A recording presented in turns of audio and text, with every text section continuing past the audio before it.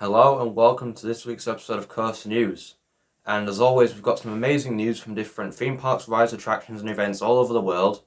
So let's just get straight into the news today. Our top story for tonight: Thorpe Park Carnival has officially begun for 2022. And obviously, this event has been a long time that's been waiting for us enthusiasts for Thorpe Park. Because if you don't know what I'm talking about, basically, Thorpe Park Carnival is a brand new event. Look for Thorpe Park in Surrey. Obviously, it was announced back in, I believe it was before the season started, in like probably February or something, or January. And obviously, as the name says, it is an event themed to the carnival, so like the circus and whatnot. And it looks really cool, this event, and it's the reason it's more unique than others that they've done in the past. Obviously, it's got loads of entertainment across the whole park. They've got like fire performers, circus acts, mimes, and they've also, for the main addition for Carnival this year, they've actually refurbished the trailers scare maze from Fright Nights last year and transformed it into trailers breakout at Bozo's. And basically what this has done, they've basically turned the scare maze, the trailers that operated last season, added a new twist to it for it to fit with the carnival theme. And I think more the emphasis in this version of the maze is more like all the clowns and carnival and whatnot, because they're saying it's also going to be with a new twist to make it more hilarious as well, because they're saying it's got a hilarious twist, and also it's going to make you laugh and scream in equal measure. So it sounds really good what they've done. Obviously, it might be a slightly toned down version of trailers because they've changed the age rating from 13 plus to 8 plus. Although that might be because Carnival is a family event. It's not like Fright Nights where it's meant for teenagers and adults. So although if like I say an 8-year-old went into trailers, they might make the actors scare them a bit less and more funny comedic characters. Whereas if they were probably like a teenager like me or an adult, they probably increase the scare level more than that, because obviously they've even said it's supposed to be more focused on the scary side of Carnival. That's because that's what they're doing. That's why they've made it a scare maze.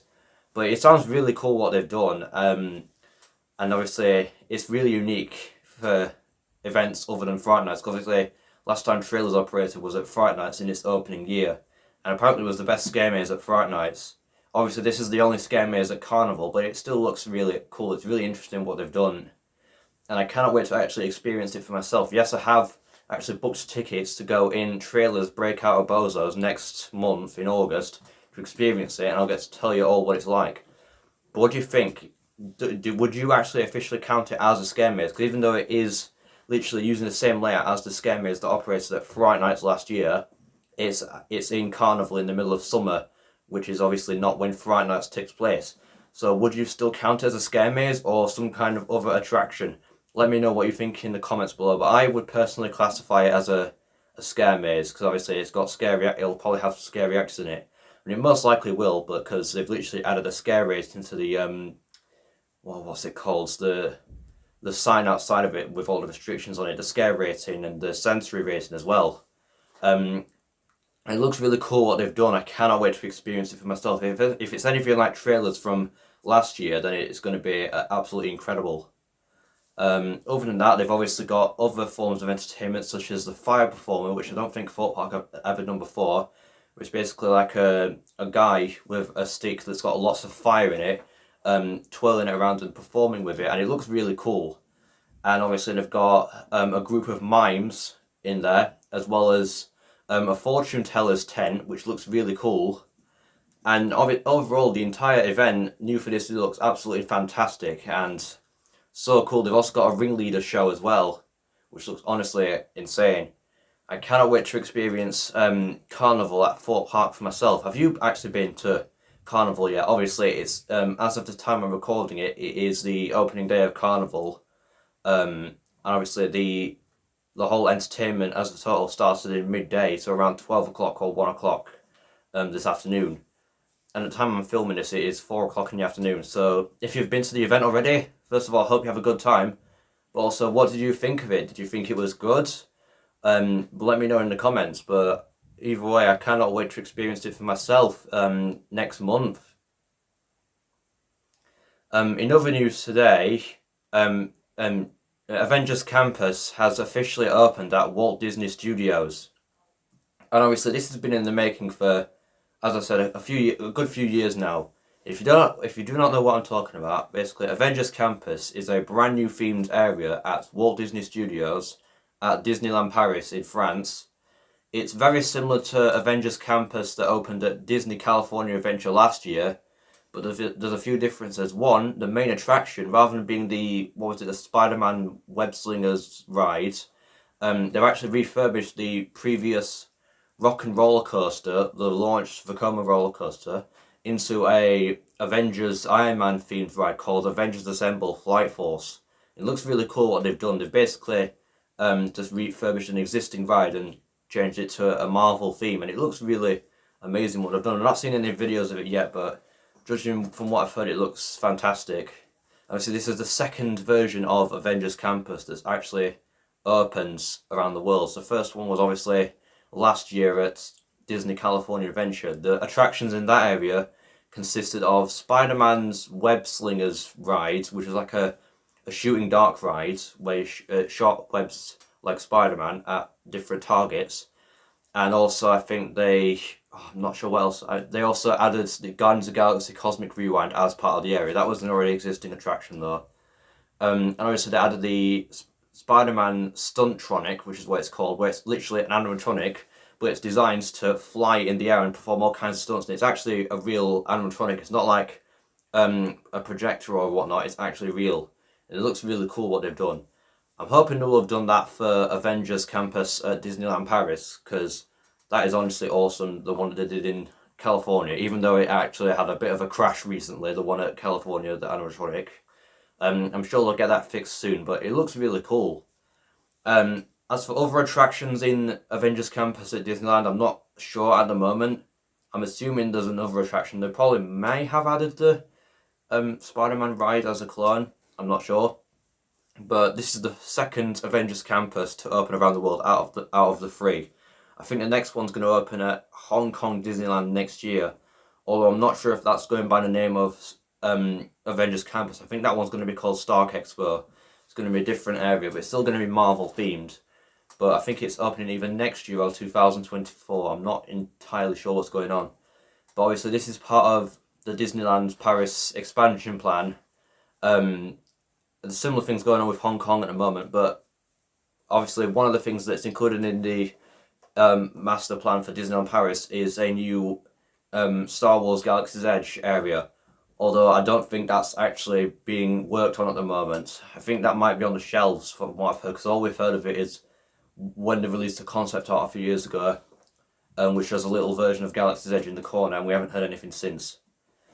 So I don't know what's going on with that. And obviously at Hong Kong Disneyland, they've got a similar sort of expansion plan, but without Galaxy's Edge.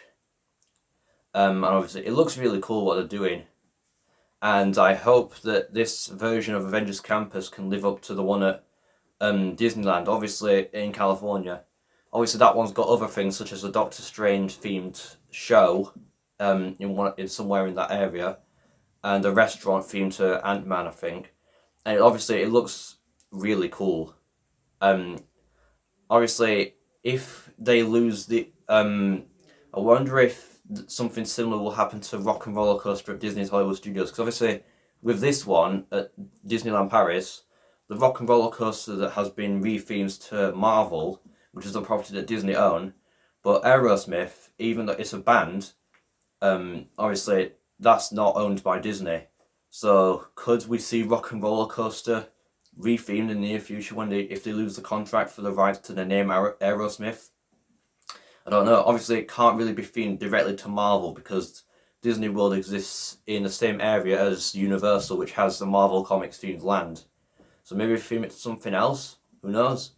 They're not going to create another version of Guardians of the Galaxy Cosmic Rewind because that already exists at Epcot. I would actually laugh if that happens, where they literally one day rethemed Rock and Roller Coaster to Guardians of the Galaxy and renamed it Cosmic Rewind. That would be so silly. I don't think they'd do that, but something else maybe. I don't know. I don't know what else could go in that area, but other than that, Avengers Campus at Disneyland Paris looks like a great new addition to the park, and I hope to see it expand in the near future. Also in news today, Wonder Woman Flight of Courage has officially opened at Six Flags Magic Mountain. Obviously, it's a great milestone for Six Flags as a company, not just the park Magic Mountain, but for the entire company. Because Wonder Woman Flight of Courage is Six Flags Magic Mountain's 20th roller coaster. They've now got 20 operating roller coasters. That is actually the most amount of operating roller coasters in a single park in the world. Obviously, behind that is Energylandia with, I believe, 17 or 18 coasters, and then Cedar Point with 16 coasters. So that is quite a lot. Obviously, West Coast Racers would have been Six Flags Magic Mountain's 20th coaster, but then they removed Green Lantern First Flight, I believe it's called, the Intamin Zack Spin, to be relocated to, what was it called, La Ronde in Canada, but obviously that never got built. So obviously Wonder Woman Flight of Courage is their 20th roller coaster. It's actually the second RMC at Six Flags Magic Mountain. The first one was Twister Colossus, which is an RMC hybrid coaster. That was a conversion of the original wooden coaster Colossus. But with Wonder Woman Flight of Courage, that is a completely new ground up RMC Raptor coaster. And this one has actually taken the title for the world's tallest and fastest Raptor coaster. Even though it's literally only 1 foot taller than Jersey Devil coaster. And that's weird because this ride is a near clone of Jersey Devil coaster at Six Flags Great Adventure, but with a slightly extended layout. And it managed to be taller than Jersey Devil coaster by 1 foot. Yeah, that's so weird. I like how small these new records are being broken. It's still the world's tallest single rail coaster, and it looks like a great ride. Obviously, it is a clone. But I've actually noticed that Six Flags aren't really building as many cloned rides as they once did many years ago. Because I remember when they used to build many, like, they built about a dozen clones of Batman the Ride. Same with things like the Vekoma SLCs and those Pandemonium spinning coasters and those Larson Loop rides, which I'm pretty sure they still build today. Obviously, they're not building as many cloned coasters because this year for coasters they've got Dr. Diabolical's Cliffhanger, which, when's that opening? Is that opening later this month? Yeah, I think it's on the 30th of July, I think. I don't know. But obviously that's a B&M dive coaster, which Six Flags haven't actually worked with B&M in a very long time. It's also got a Beyond Vertical Drop, so the world's first dive coaster with a Beyond Vertical Drop. And now they've got Wonder Woman Flight of Courage, which looks like an absolutely incredible ride. And I can't wait what it happens to it in the future. And finally in the news today, Harrington Flint's Island Adventures has officially opened at Fantasy Island. And this was kind of a bit unexpected. It's kind of like the most abrupt opening. Is that the right word for it? I don't know. It's the most like the quickest opening ever. Basically, if you don't know what I'm talking about, Harrington Flint's Islands Adventures is a new attraction at Fantasy Island in Ingold Mills. I'm not exactly sure what it is. It's either some kind of dark ride or a virtual reality experience. I think it might be a dark ride. I don't know. But basically it opens today, after only, Leech to the Ride only opened yesterday, today, and they only announced the opening day like a couple of days ago. So yeah, it was really expected for them to announce the opening. We didn't actually know when it would open, because this new attraction was announced a few years ago, I believe at the start of 2020, or some point last year. And obviously because of COVID it got delayed, just like The Guardian, which actually opened earlier this year in April. As far as I'm aware, that's like a robot arm type ride. There aren't any like POVs of it online or anything, which is really weird. Same with Island Adventures. But it looks like to have an immersive storyline, very different than what Fantasy Island have done before, with an actual storyline and a theme, and I imagine immersive theming as well. They've been doing that a lot more recently. I remember when they used to build like smaller funfair rides, and now they're building full-on proper immersive attractions and experiences, and I cannot wait to one day experience it for myself at Fantasy Island. So that is it for this week's episode of Coaster News. I hope you've enjoyed it, and if you did, then please make sure to like, subscribe, and comment if you like to see you in the next video. Bye!